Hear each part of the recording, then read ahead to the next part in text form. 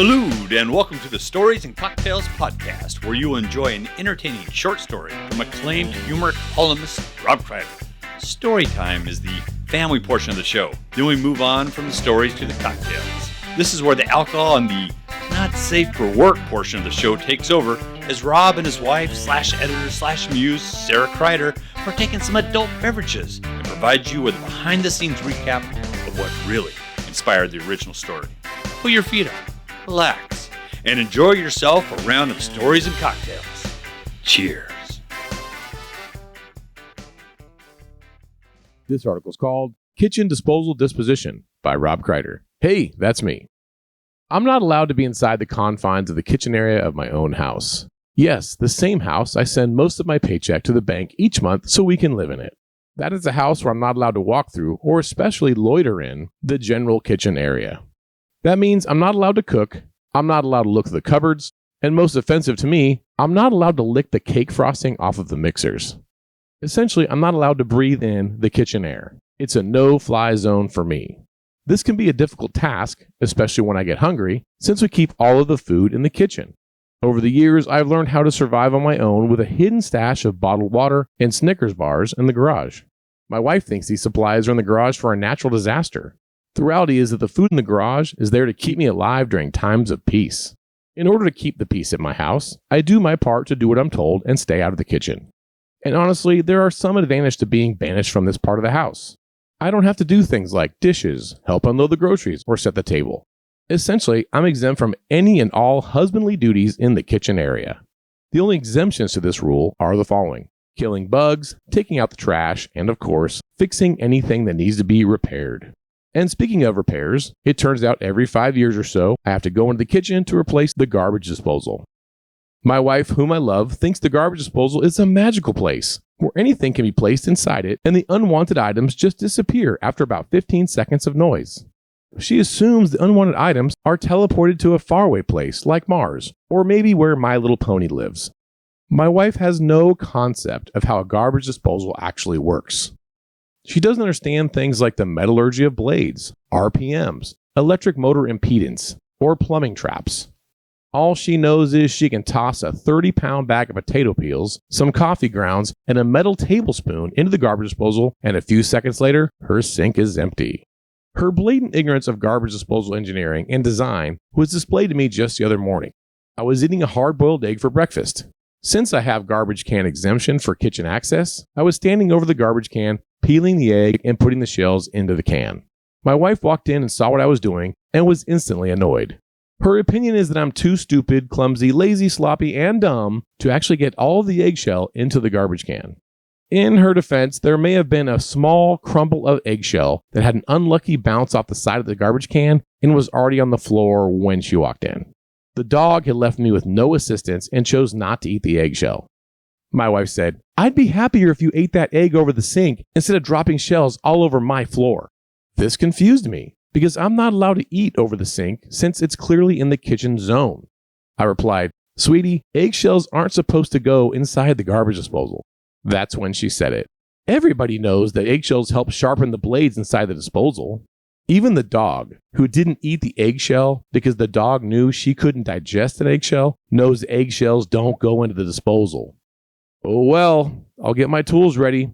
It's almost been 5 years, so I'll be replacing that disposal soon. By the way, to save a few dollars, I buy garbage disposals in bulk. Okay, folks, it's time to pop that top and let's get to those cocktails. Hey, welcome to Stories and Cocktails podcast, drunken portion of the motherfucking show. We are on a road show. We are in Newport Beach, California, our favorite place on the planet to hang out in RV Tiki. How are you doing, Mrs. Kreider? Well, I am in my favorite place, but Yes. I'm a little down. Yeah, I hear it in your voice. I got a little bit of a cold. A little bit of one. Your daughter gave it to me. Yeah, she came to visit us and coughed all over the place and then got you sick. Yeah, she even said, "I'm going to be late because I'm not feeling well." And I said, "Are you sure you want to come if you're not feeling well?" And she's like, "Yeah, no, it's fine. I'm going to be a little bit late. I'm still going to come and not feel well. Like, all over you. Share the bed with you in the RV. Yeah, and then share the not feeling well with you. She had to give that virus to someone else so they could take it away from her. That's how you get rid of viruses. You just give them to somebody else. Yeah, so she passed it on to me. She did. So, And I will say for the record that once you get sick, I get exactly 100% less sex. yeah, So thanks a lot. yeah, I mean, Cock blocker. we're all worried about you here. Yeah, it's all about me. Yeah. I don't really care about your health, but I am getting less sex. Yeah, no, I mean, I'm getting less air. Yeah, But the important part that we need to remember is the sacrifice that you're making. Yeah. So Yeah. what are you drinking today on this show? Cough syrup. Cough syrup. So there is alcohol in that. So people Yeah. get drunk on that. I'm drinking a Rob Gina. That's a little vodka, pineapple juice, a little splash of grenadine. I started my day with that. I'm ending my day with that. Feeling good about it. Yeah, I'm just waiting until you say we're done podcasting so that I can hit my cough syrup because it's NyQuil. So I'm looking forward to that. Like a bong rip of NyQuil. Yeah, it's just going to knock me out. I haven't gotten to do the NyQuil yet because it's been daytime all day. Well, what you did today was really smart for someone who's not feeling well. You went ahead and drank all day. You Yeah. said, I'm going to rally. And then you just started getting on your bicycle and going from bar to bar to bar to bar in Newport Beach. Well, it's our last day here. So yesterday I never left the RV. No, you didn't. Yesterday I took a whole day out. I said it's my favorite place on earth, but I could not leave the RV. Today's our last day, and I just was like, okay, whatever this sickness is, I'm just going to push it down the road. Yeah. And I'm going to Push pretend through like the it shit. doesn't exist. I started the day with orange juice and peach Jameson. Smart. Yeah, but I thought like the orange juice, like vitamin C, you know what I mean? I think that's in the COVID shot, Jameson and orange juice. Yeah, so I just pushed it down the road. But down the road, I thought that down the road would maybe be tomorrow. It turns out down the road is about 8:58 p.m. tonight. And I pushed it to this point, and then I was going to go to bed. I was going to hit my NyQuil and go to bed, and you were like, do you want a podcast? Well, you can't fuck, so you got a podcast. Yeah. You got to do something. Well, listen, I'm going to need you to carry this episode. Well, yes, today was a banner day for me. I did something very, very novel and exciting. I'm super excited to share it with you Okay. because you slept through it. Yeah. So there's a bar here in Newport Beach called Beach Ball. Their claim to fame is they're open from 6 a.m. to 2 a.m. every day, 365 days a year, like Christmas fucking morning, you can get a beer at 6 a.m. in Newport Beach at Beach Ball. It's Okay. a bar right by the beach. So I was like, that's pretty cool. I mean, I have a podcast about drinking. I've never really drank at 6 a.m. I've done a lot of crazy shit. I've stayed up all night drinking, but I've never like woken up, gone to a bar, walked into a business at 6 a.m. and had to drink. So I thought that would be cool. I got to do it. Yeah. You've been threatening to do it this whole week that we've been here. Well, I've been trying to rally the troops. Like, hey, everybody, this will be so fun. Let's go do it. And everybody's just like, yeah, me. You guys always give them the yes. Yeah, Rob. And then when it's time to go to bed, everyone's like, I'm not getting up at 5:30 in the morning to go to the bar with you, bro. Because you got to ride your bike there 3 miles. Yeah. One night you told me, I'm doing it tomorrow. And you set your alarm and you were just like, don't be surprised when I do it tomorrow. And I was like, okay. And so then I woke up at like 7:35 just to go to the bathroom. I wasn't even waking up for the day. I was just like going to go to the bathroom and go back to bed. And I saw you all snuggled up in bed and I was like, damn, you got back quick. Because you hadn't gone at all. Yeah, every night, even I did that to myself. I'm laying in bed. I'm like, oh, fuck, my alarm's going to go off in like 4.5 hours. Yeah. Yeah, I'm going to pass on that. So today was the day, Wednesday, hump day. I decided to get up, ride my bike in the dark, Well, it's our last day. and go to Beach Ball and have this drink at 6 a.m. And I was very curious, like, what's it going to look like in there? First of all, my opinion of this was going to be, I'm going to get there at 6 o'clock like a fucking douchebag, and the bartender is going to be late. And I was like, I don't want that. So I Yeah. talked to the staff earlier this week. I said, hey, man, this is 6 a.m. Is this like a kind of a soft 6? Or are you guys here at 6, like sharp on the fucking dot 6 o'clock? Is it pretty tight? He's like, absolutely. Our thing is we're open at 6. You get here at 6, we're going to be open. I was like, okay, I'll be back. So I rolled in there this morning, and then same thing. My mindset's like, what's it going to be like? I'm just curious what the clientele looks like at 6 a.m. How did you get there when you said you rolled in? So I got up and got on my beach cruiser. Okay. And the ferry that gets you from Balboa Island to the Newport Peninsula doesn't even open. They don't start running boats until 6:30. Shit. So I couldn't take the ferry. Did you swim? No, I went the long way. Oh, the Yeah, long way. I went the long way through the nautical mile and then went over bridges through the candy cane forest. And then Right. poof, I popped out on my beach cruiser at fucking Beach Ball. So I'm like super excited. So before I can even get in, the doors open. I was like, shit, the guy's here on time. And there is an old person's scooter blocking the door. Like someone took their this is my mobility scooter and they got themselves to the door and they just abandoned it blocking the door and then walked inside to get a drink. Now, you don't mean like a scooter like that you ride like with one foot you push it and the other foot like you balance. Yeah, it's not a razor You're scooter. talking about like grandpa's ride along scooter. I think they call them rascals. So it's a rascal scooter. Those crazy rascal little people.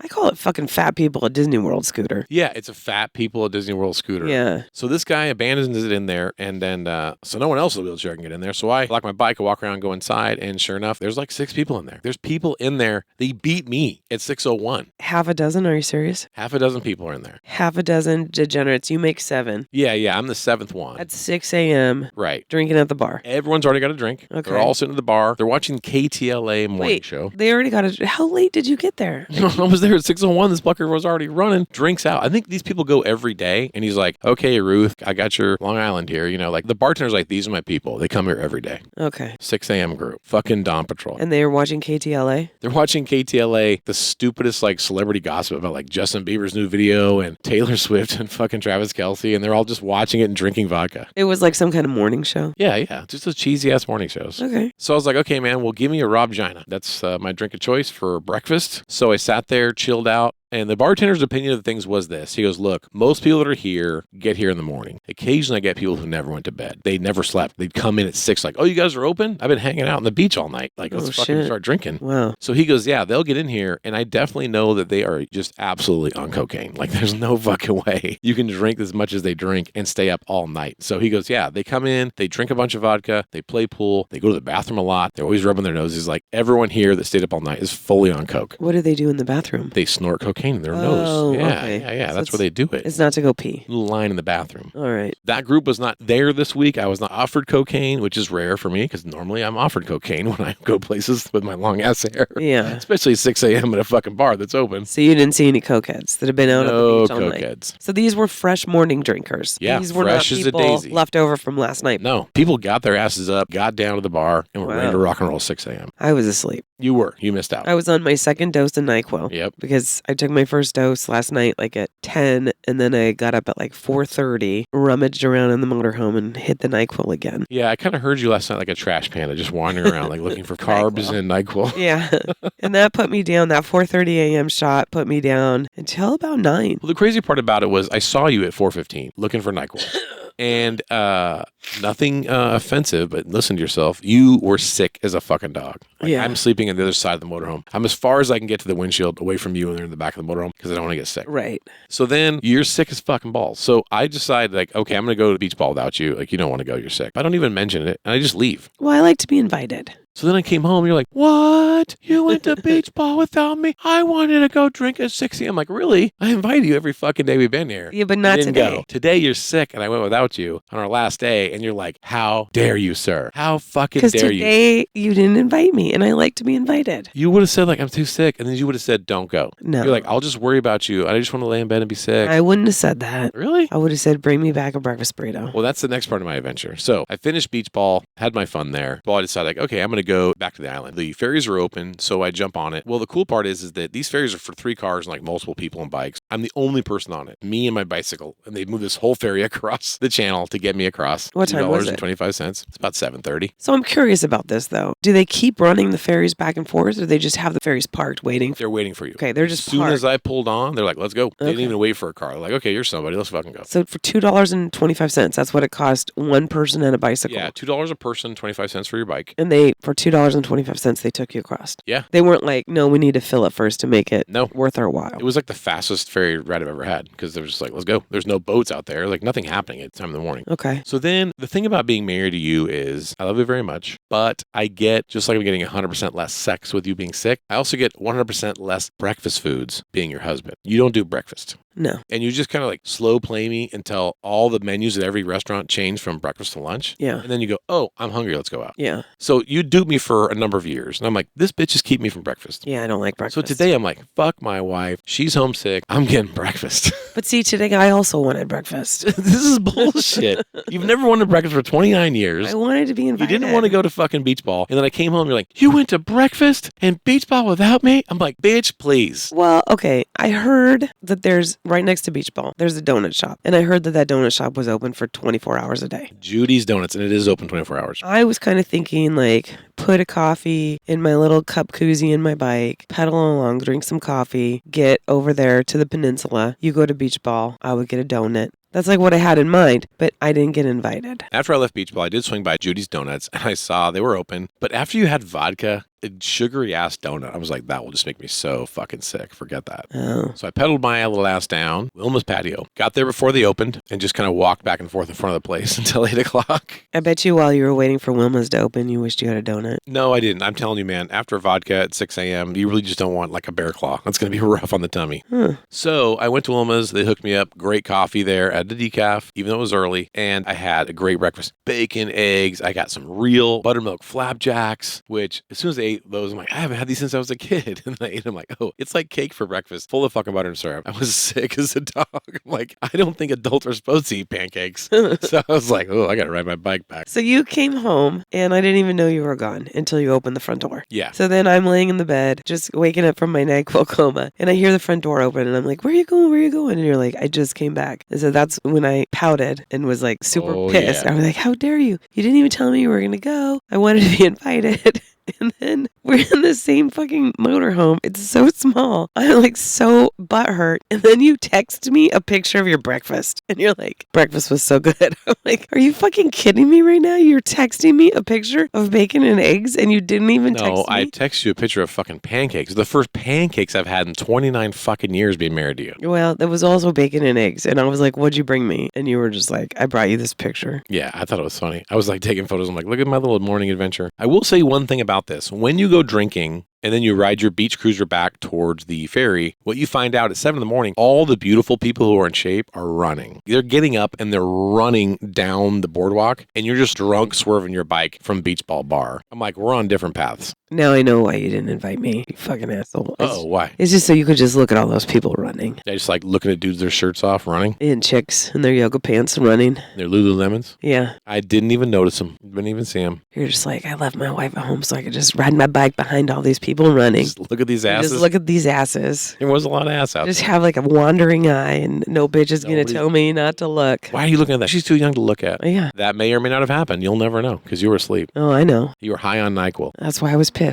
I came back and like, you got a little smile in your step there. It looks like you had flapjacks and you looked at girls' asses for 2 hours. Yeah. You fucking asshole pervert husband of mine, you piece of shit. Yeah. Fucking duh. So anyways, I come home and I'm greasy. We have a term. I'm like 2 days no shower or sunscreen running around, paddleboarding, bicycling. I'm kind of stinky. Kinda. I hadn't shaved. I was like, I'm going to go to beach ball 6 in the morning. I'm not going to fucking take a shower. So then you're like, could you please take a shower? I hate you. And I'm like, yeah, I get that. That's deserved. I'll jump in the shower. So once I'm locked in the little RV shower and I have nowhere to go, you decide to come in and just fucking lay your grievances into me about Yeah. what a piece of shit I am and how fucking dare I went without you. And I ate that fucking breakfast and I didn't ask you if you wanted a breakfast burrito or anything. I didn't even check on you. And I'm such a fucking asshole husband. And I was just like, oh my God, dude. Like, do you want a divorce? The fucking tirade that you gave me when I was in the shower was like, I'm bummed you're sick. I know it sucks to be sick, but this seems a little unjustified. It did seem a little over the top. You know what's crazy is that you really took it well. You actually said, I understand that. You know what? I'm sorry. I shouldn't have done that. Because it wasn't just this morning. You left me all day yesterday too. Well, you were sick. So you said, I hear you. I understand where you're coming from. You're right. I should have checked on you. I should have thought of you. You said all these super nice things. And I walked out of the bathroom and I was like, that went way too well. He's said all the right things. That's like totally not like him. And then like 6 hours later, we see my brother and you've had a few drinks in you and you're just like, oh, you should have heard your crazy ass fucking sister this morning. She just came unglued while I was in the shower. She had me trapped in there. No, blah, blah, blah, blah, blah. Now you're saying again in the podcast. I'm just like, all the nice things that you said this morning, it just got undone. I was It's just trying to bullshit. get out of the fucking shower And well, okay. without being stabbed. I thought you were going to come through the door with a fucking knife. You No.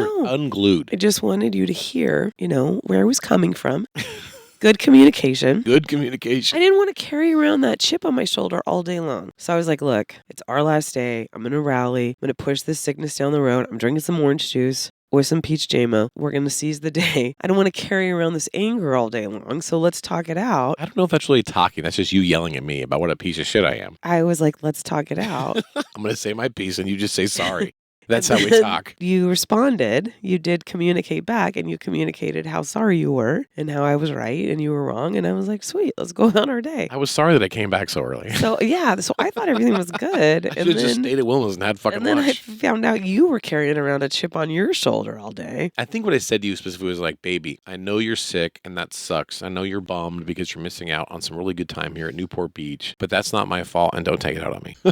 That's neither here nor there. Let's move on. And then you said, fuck you. You didn't even ask me if I wanted a breakfast burrito. No. You were in a NyQuil coma. You're not going to eat a fucking breakfast burrito. I like to be asked.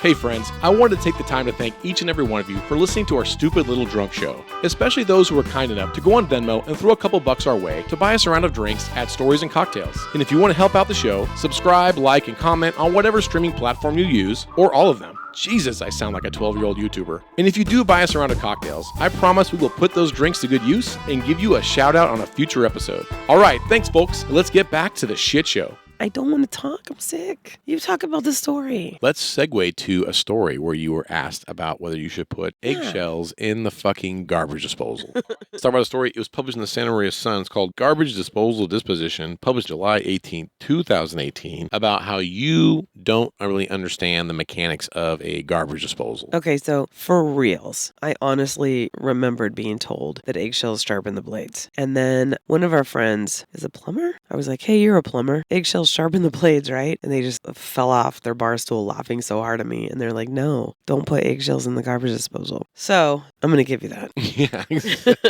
Yeah, I remember that exact moment. He just like laughed. He's like, no, fuck no. But he's like, not only do they not sharpen the blades, do not place them in the fucking garbage disposal. I was like, dude, I've replaced so many garbage disposals in my life with you. You've ruined a garbage disposal in every single house. Now, what I love about you now, and you don't understand this, like, I'm renting an apartment with you now for one reason only. When you fuck the garbage disposal up, I just call the apartment complex. I'm like, I don't know what's going on, man, but this garbage disposal doesn't work anymore. Come fix it. When I own a home with you, that becomes my problem. That's a trip to Home Depot. That's fucking 6 hours under the sink, banging my head, getting fucking shit on my face. I've done it so many times. Every garbage disposal is a little bit different. I have to redo the pipes. It's a fucking pain in the ass. I got good at it, but I don't want to do it. Yeah. So every time you're like, look at this house, should we buy this house? I'm like, fuck no. Who's going to replace the garbage disposal in that house? You've replaced 3 garbage disposals. That's 3 too many. Okay, that's 3 in 3 decades. So that's 1 every 10 years. I literally, once every 10 minutes, I got to go pick up peanut shells or egg shells or pistachio shells or candy wrappers or who the fuck knows that you like stood over the garbage can and just completely missed the garbage can and there's just a whole mess around the I do that every 10 minutes. I leave those little breadcrumbs so you can find me. You know what I'm saying? Like, I'm right here. I know where you are. You're standing over the garbage can, shelling peanuts and shelling eggs and like About some race car I want to buy. spitting as you talk, and it's going everywhere. I don't know, you're grating cheese. Like, what the fuck are you doing over the garbage can? And why can it not hit the garbage? They just don't make them big enough. I need a bigger hamper.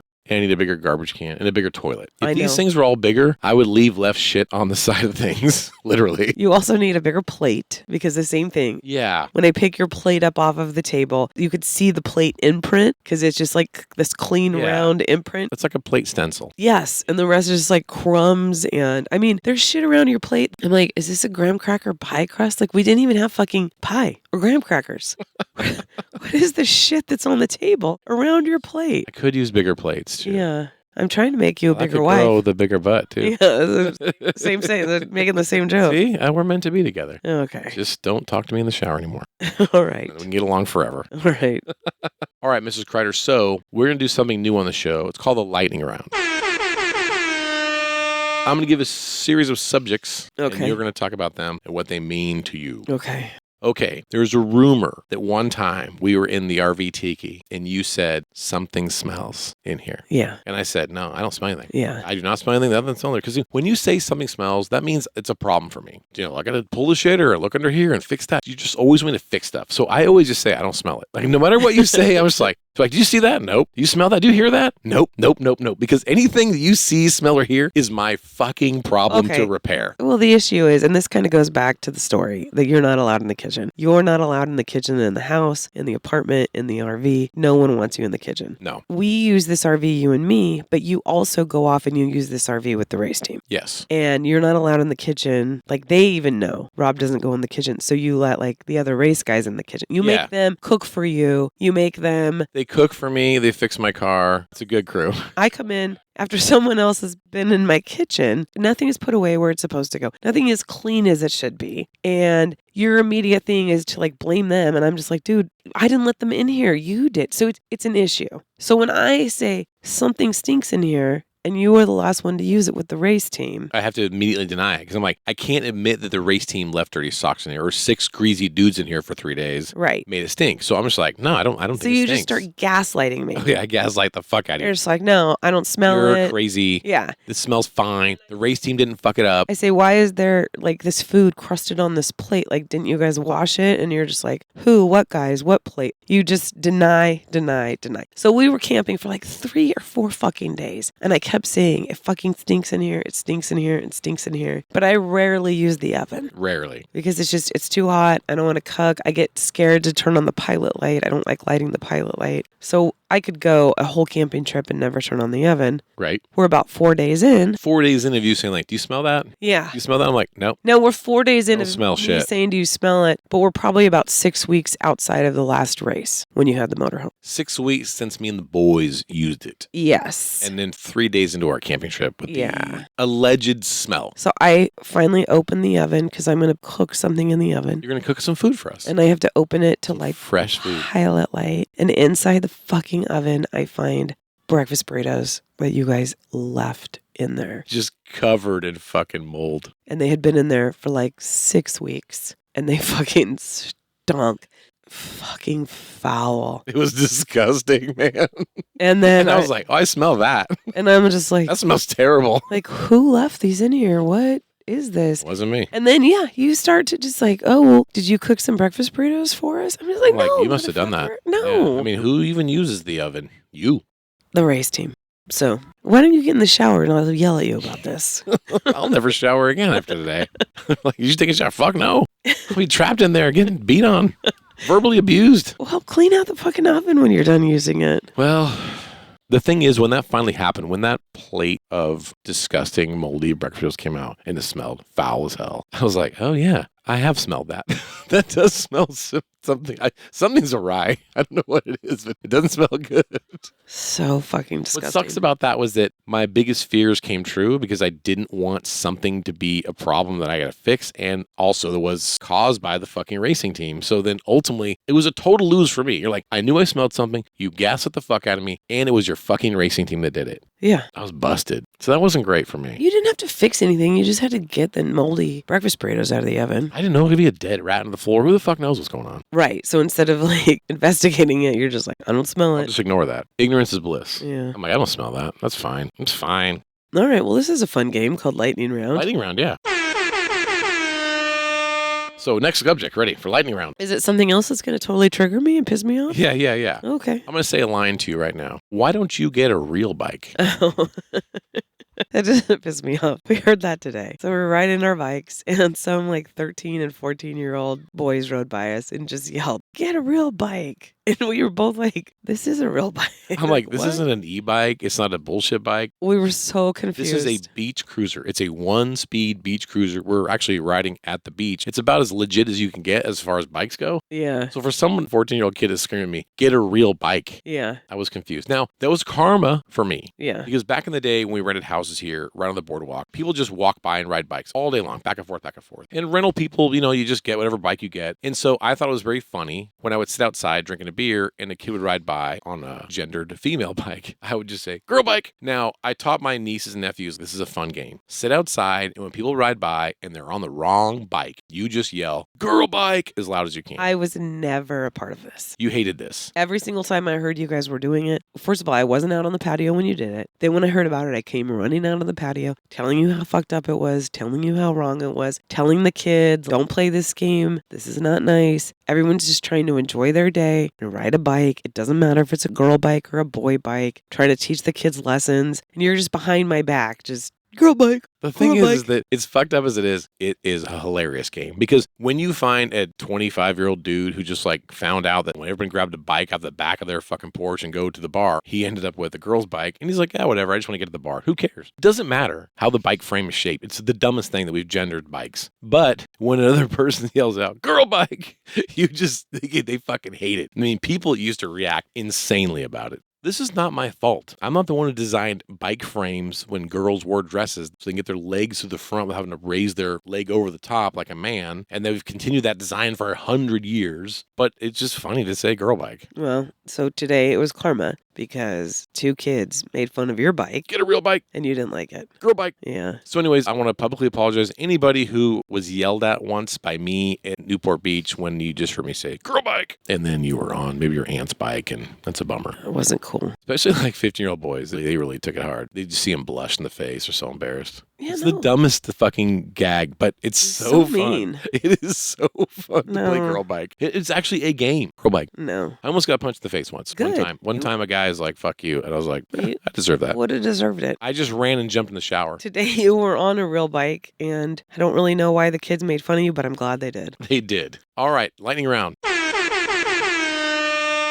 Champagne. I like it.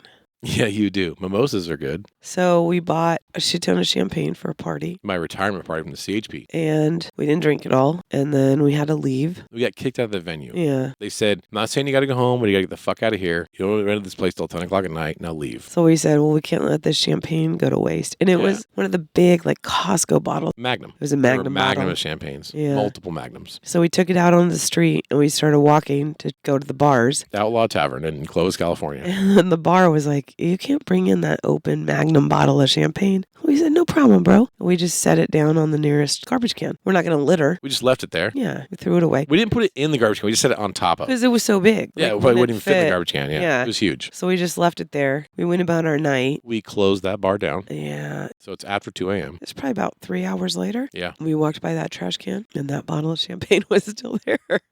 And then we started drinking it. Yeah. So we just stood in the street with our friends and drank garbage can champagne until like 3:30 in the morning. I didn't remember any of it. And so I was waiting for like Clovis PD to just arrest us on the street, but they kind of gave us a wide berth, like, Chief Crider retired tonight. They're fucking taking over downtown Clovis. And they just left us alone to just drink champagne in the streets till 3:30 in the morning. Garbage can champagne. Garbage can champagne. Yeah. So that night, you went to bed, and we had a hotel room because we knew we couldn't even get home that night. We planned ahead. Like, we'll get a hotel room downtown by the venue. You went to bed. I decided, like, I'm so drunk, I will probably just spend all night long spinning and throwing up. Yeah. Best thing to do here is walk. Well, also, you forgot your CPAP machine. Did I really? Yeah. No shit. Yeah. That's the real reason why. You always retell the story. You always reinvent the story. And you're just like, I was just partying so hard. I laid down and I was spinning. No, you laid down and you couldn't breathe because you have sleep apnea and your mask was at home. And I was spinning. Okay, well, let me ask you this. If you don't remember that you forgot your CPAP machine, do you remember walking the 7 miles home carrying your CPAP machine? I definitely didn't carry anything with me. Yeah. I just walked Right. in flip-flops. Because it was at home. I walked 7 miles in flip-flops until the sun came up. Yeah.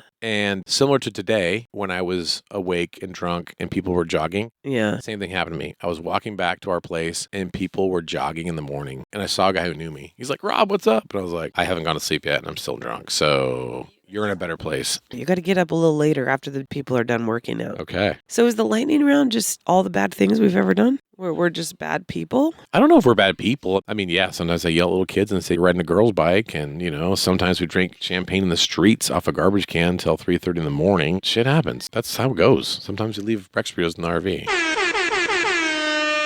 All right, I'm going to let you give it a lightning round. So you got something for me? Well, I heard that you want to get in on my Yelp action. Is Yelp just a place where you bitch about stuff? No, you can give people props too. 5 stars. Most of my Yelp reviews are 5 stars. What if I could give no stars? Well, you have to start it like that. That's the funny thing is you can't give no stars. So you give 1 star and then your first line of your Yelp review has to be, I wish I could give no stars. If I could give no stars, I fucking would. Yeah, that's why you have to start it. So my Yelp review is, if I could give this no stars, I would. And here's why. So I'm a big big aficionado of tiki bars. Every time we're in town, I try to find them. And so I found out there's a place in Costa Mesa, just down the street from Newport Beach, called Tiki Bar OC for Orange County. I'm like, shit, it's in the name. Tiki Bar Orange County. I'm like, fucking great, let's go. Before I interrupt your Yelp review, did I go with you to said tiki bar? No, you were sick. I was sick, but also I read other people's reviews. I had already done a deep dive research on this particular tiki bar, and everybody's reviews were like, this is not a tiki bar. It's just a dive bar. It's not even a good dive bar. Well, that's the kind of information I needed from you. But where were you? You were just fucking sleeping on NyQuil, giving me no help. Yeah, but I knew this was a place like it sucked. It wasn't worth going. So I roll in. Outside the sign says Tiki Bar OC. I'm like, that's a good start, man. It's got a tiki on the front. So we walk in. I go to the bartender, and I'm like, okay. She goes, what do you guys want? I go, hey, you got like a tiki menu or whatever? She's like, what? I'm like, you have a tiki menu? And she's like, oh, we're done serving food. No, that's fine. I'm not here to eat. I don't want any poo-poos. Like your tiki drinks. And she's like, we have a full bar. I'm like, great. And then she's like, but some of that tiki stuff is like pre-mixed. I was like, okay, fuck it.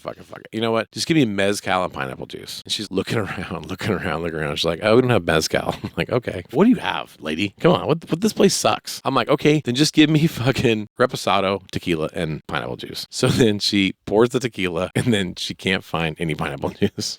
She's like, we don't have pineapple juice. I'm like, it's a fucking tiki bar. Pineapple juice is like the number one. Rum and pineapple juice, bitch. Like, this is what it is. Can't do it. So finally I say, you know what? Forget it. Just give me a rum and fucking Diet Coke. And she's like, well, I already poured the tequila in this glass. So what do you want me to mix it with? I'm just like, lady, this isn't my fucking problem. How bad is this bar? This bar sucks. So I'm like, just put fucking club soda in that. Give me some lime juice. That's a fucking ranch water. We'll go with that. And then we'll get the fuck out of here as fast as we can because this tiki bar sucks. Was it clean? It's a pool hall dive bar. Okay. So it's not really any dirtier than beach ball. I'm getting the vibe that she was definitely unknowledgeable. Was Yes. she unfriendly? No, she was doing the best as she could. Okay. She was at full apogee with her abilities. Her brain was working as hard as it could to make me a ranch water. You're definitely a novice when it comes to writing Yelp reviews.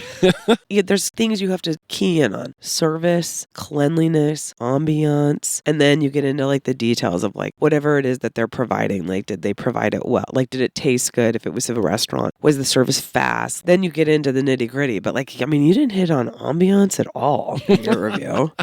All right, let me give you my official review. Okay. 2 stars, Tiki Bar OC. Hey, looking for a local tiki bar. Walked in here, not a tiki bar. It's Okay. only a tiki bar in name. If you're looking for just a place to get HIV and smoke cigarettes and play pool, this is your spot. Okay. If you're looking for any drinks that have any tiki flavor to them or ambiance or just pineapple juice, don't fucking come here. They don't have it. That would be a good review. Yeah, you're learning. It was a fair assessment of the joint. Yeah. Because ultimately, if you're looking for a dive bar where you can just smoke Marlboros and get HPV in the bathroom, that's the spot. Well, you guys said that the bartender wasn't bad on the ice. Your brother said that. I'm not dumb enough to say that. So you can say, look, if you're looking for a bartender who's not bad on the eyes, but can't make a drink to save her life, this is your place. She will dazzle you as she can't find mezcal. You know what I'm saying? She bends over a lot looking for shit.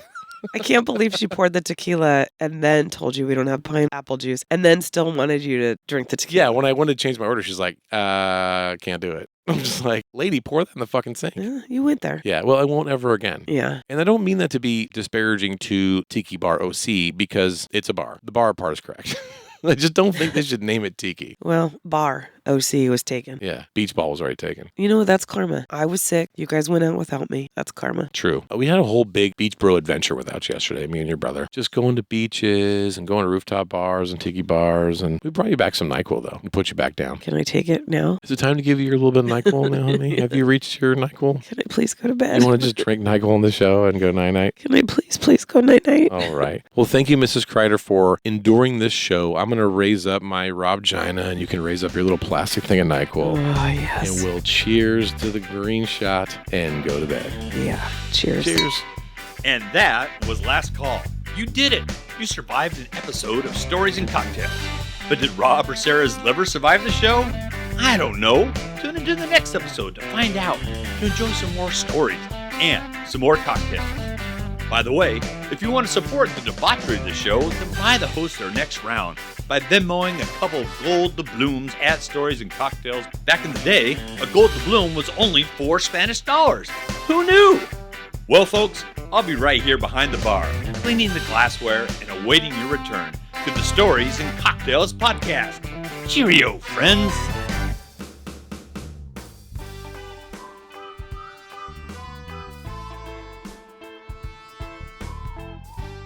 If you enjoy hearing Rob Kreider's different humor columns here on the Stories and Cocktails podcast, then I promise you will love his novel, Cadet Blues. Cadet Blues is Rob's hilarious tell-all about desperately trying to survive the shock and awe boot camp-style training at the California Highway Patrol Academy.